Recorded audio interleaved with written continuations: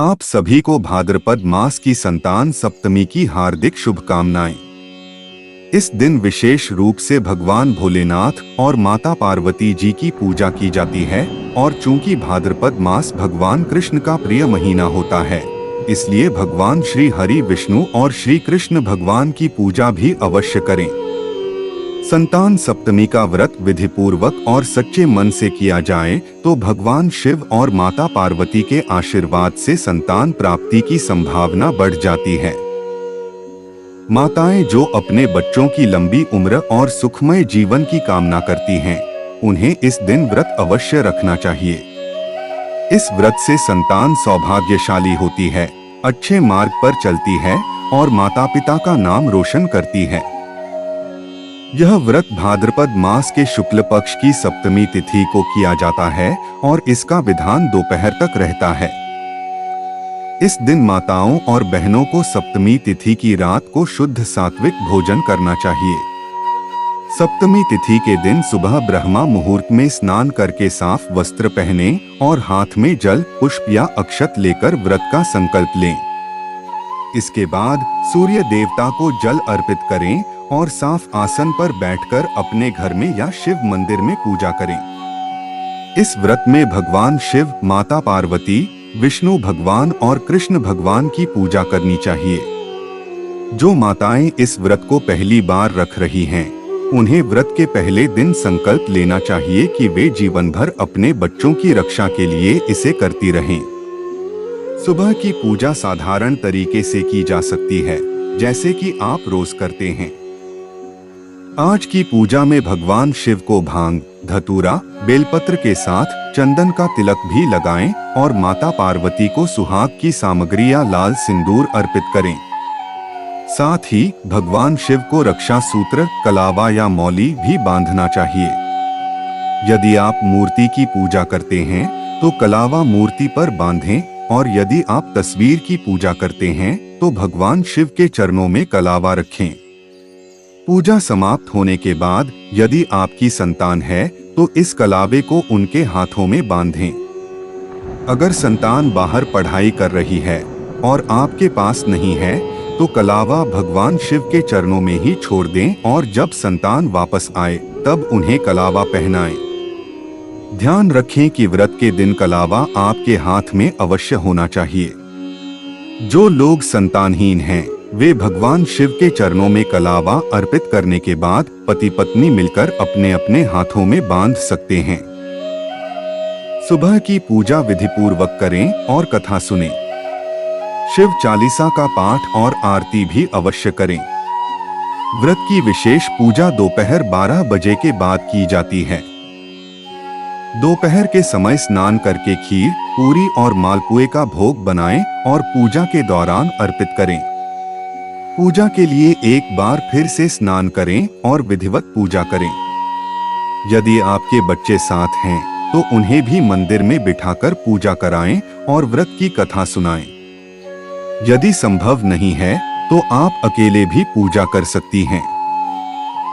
यदि परिवार के सभी सदस्य मिलकर पूजा करते हैं या कथा सुनते हैं तो यह अत्यंत शुभ होता है।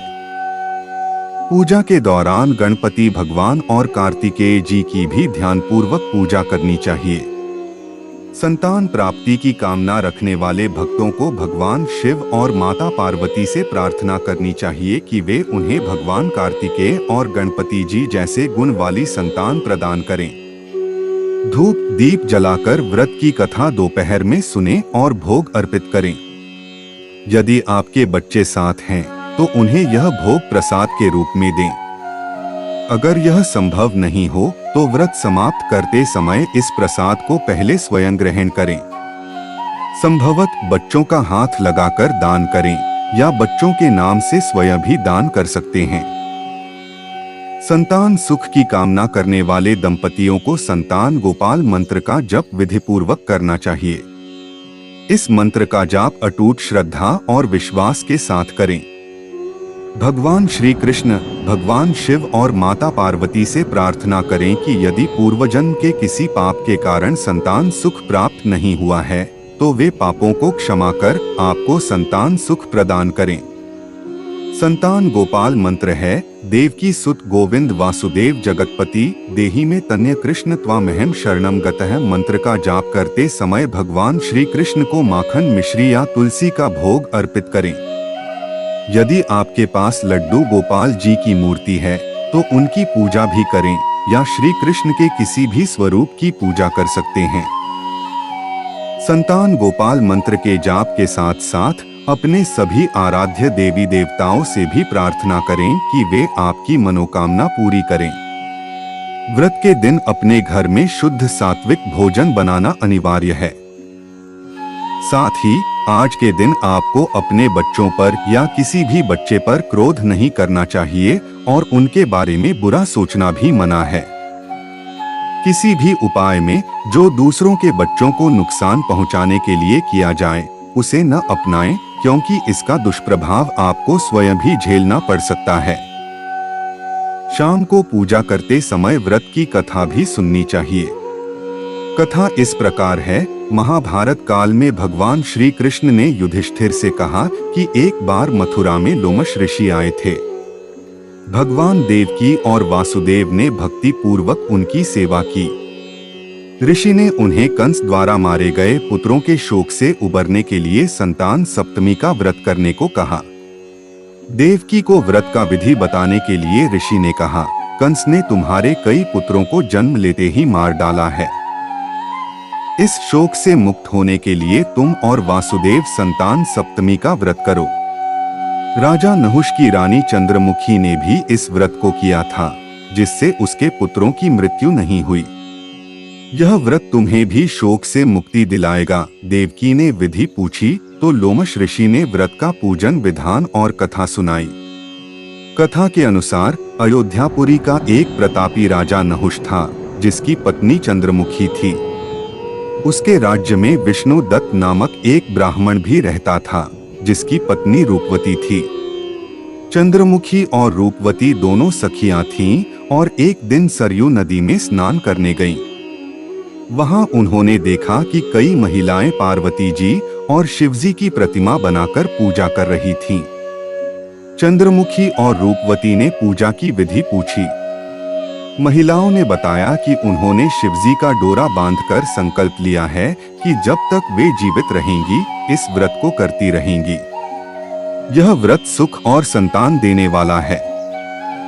व्रत की महिमा सुनकर दोनों सखियों ने भी जीवन भर इस व्रत को निभाने का संकल्प लिया और शिवजी का डोरा बांध लिया। लेकिन घर पहुंचने पर वे संकल्प भूल गईं, जिसके कारण मृत्यु के बाद रानी बंदरी और ब्राह्मणी मुर्गी की योनि में जन्म लिया। समय बीतने पर जब वे पशु योनि से मुक्त होकर मनुष्य योनि में आईं, तो चंद्रमुखी मथुरा के राजा पृथ्वीनाथ की रानी बनी और रूपवती ने एक ब्राह्मण के घर जन्म लिया। इस जीवन में रानी का नाम ईश्वरी और ब्राह्मणी का नाम भूषण था। भूषण का विवाह राजपुरोहित अग्निमुख से हुआ और इस जन्म में भी दोनों सखियों के बीच गहरी दोस्ती हो गई। चूंकि व्रत को उन्होंने इस जन्म में भी भूल रखा था, रानी संतान सुख से वंचित रही। विवाह के कई वर्षों बाद उसने एक गूंगे और बहरे पुत्र को जन्म दिया, जो 9 वर्ष की उम्र में मर गया। भूषण ने व्रत को याद रखा, इसलिए उसके गर्भ से सुंदर और स्वस्थ 8 पुत्रों का जन्म हुआ। रानी ईश्वरी ने भूषण के पुत्रों को देखकर जलन महसूस की और सोचा कि उसकी सखी के 8 बच्चे हैं, जबकि उसकी कोई संतान नहीं। उसने भूषण को विदा कर दिया और उसके पुत्रों को अपने घर भोजन के लिए आमंत्रित किया। लेकिन भोजन में विष मिलाकर उन्हें मारने की योजना बनाई। भूषण के पुत्र व्रत के प्रभाव से सुरक्षित रहे और भगवान शिव और माता पार्वती की कृपा से वे किसी भी संकट से बच गए। उसके बाद रानी ने जल्लादों को बुलाकर उन्हें आदेश दिया कि ब्राह्मण बच्चों को वध स्थल पर ले जाकर मार डालें। लेकिन जल्लादों की तमाम कोशिशों के बावजूद बच्चे मरे नहीं। यह खबर सुनकर रानी हैरान रह गई। उसने भूषण को बुलाकर सारी घटना बताई और क्षमा मांगते हुए कहा, हे सखी, मुझे माफ कर दो।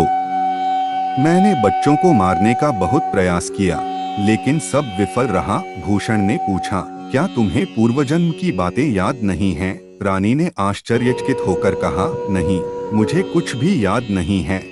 तब भूषण ने कहा, पूर्वजन्म में तुम राजा नहुष की रानी थी और मैं तुम्हारी सखी थी।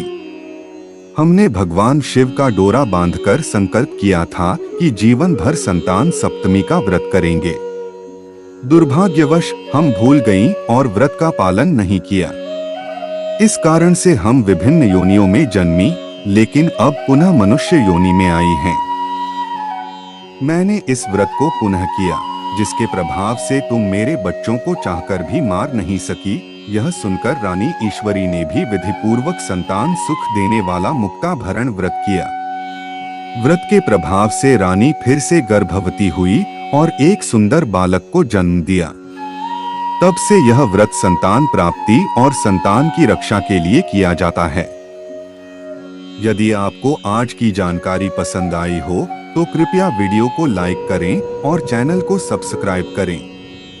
जय श्री कृष्णा।